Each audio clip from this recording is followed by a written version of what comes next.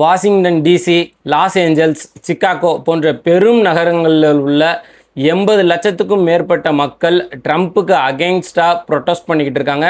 இந்த ப்ரொட்டஸ்ட்டுக்கான அடிப்படையான காரணம் என்ன அப்படின்னா, அவர் கிட்டத்தட்ட இது டெமோக்ராட்டிக் கண்ட்ரி இல்லை, இது ஒரு மன்னராட்சி அப்படின்ற மாதிரி ட்ரம்ப்பு சுய முடிவுகளை எடுத்து அமெரிக்காவையே அதல பாதாளத்தில் தள்ளிட்டாரு அப்படின்றது தான் உண்மை அப்படின்னு சொல்லிட்டு அந்த மக்கள் அவருக்கு எதிராக இந்த ப்ரொட்டஸ்ட் பண்ணிகிட்டு இருக்காங்க. அவங்க அங்கே சொல்லக்கூடிய முழக்கம் என்ன அப்படின்னா, நோ கிங்ஸ் அப்படின்றது, எங்களுக்கு வந்துட்டு மன்னர் தேவையில்லை, இது மக்களாட்சி அப்படின்னு சொல்கிறாங்க. இன்னொன்று, இப்போ வந்து இஸ்ரேலுக்கும் ஈரானுக்கும் போர் நடக்கிறது நமக்கு தெரியும்.